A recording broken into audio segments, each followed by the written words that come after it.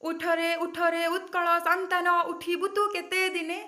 ଉଠରେ ଉଠରେ ଉତ୍କଳ ସନ୍ତାନ ଉଠିବୁ ତୁ କେତେ ଦିନେ।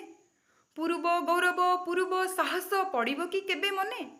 ପୂର୍ବ ଗୌରବ ପୂର୍ବ ସାହସ ପଡ଼ିବ କି କେବେ ମନେ। ନମସ୍କାର, ମୁଁ ଜଣେ ଏସ୍ଏସ୍ବି ଆଶାୟୀ। ମୋ ନାଁ ମାନସୀ ମଲ୍ଲିକ। ମୁଁ କେନ୍ଦ୍ରାପଡ଼ାରୁ କହୁଛି। ଶୁଣନ୍ତୁ, ଆମେ 3 ବର୍ଷ ହେଲାଣି ଶୃଙ୍ଖଳାର ସହିତ ପ୍ରତୀକ୍ଷା କରିଛେ। ଆମେ 3 ବର୍ଷ ହେଲାଣି ଶୃଙ୍ଖଳାର ସହିତ ପ୍ରତୀକ୍ଷା କରିଛେ। ଆଉ ଆମ ପ୍ରତୀକ୍ଷାରେ ଆମକୁ କେବଳ ଗୋଟେ ମାତ୍ର ପ୍ରତିଶ୍ରୁତି ମିଳିଛି ଯେ next hearing, next hearing, next hearing.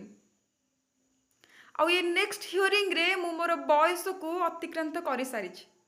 ଆଉ ଏ ନେକ୍ସଟ ହିୟରିଂରେ ମୋର ମାନସିକ, ମୋର ସାମାଜିକ, ମୋର ଆର୍ଥିକ ସ୍ଥିତି ବିଗିଡ଼ି ସାରିଛି। ତ ମୁଁ ଚାହୁଁନି ଆଉ ଗୋଟେ ନେକ୍ସଟ ହିୟରିଂରେ ମୋର ପାଠ ପଢ଼ା ଉଜୁଡ଼ି ଯାଉ ବୋଲି। ସେଥିପାଇଁ ଆମେ ସମସ୍ତେ ନିଷ୍ପତ୍ତି ନେଇଛେ ସେପ୍ଟେମ୍ବର 5 ତାରିଖ ଦିନ ପ୍ରୋଟେଷ୍ଟ କରିବା ବୋଲି।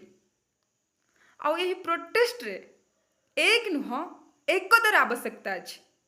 ଏ ପ୍ରୋଟେଷ୍ଟରେ ଆମେ ଏକତା ହେଇକି ଆମ ସ୍ୱରକୁ ଆହୁରି ତୀବ୍ର କରିବାର ଅଛି।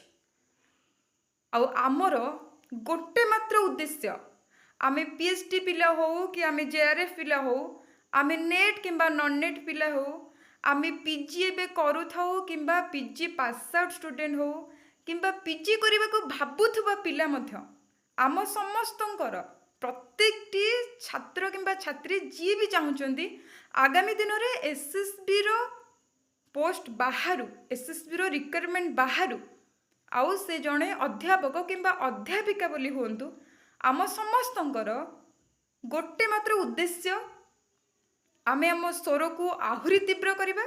ଆଉ ଯେମିତି ନେକ୍ସଟ ହିୟରିଂରେ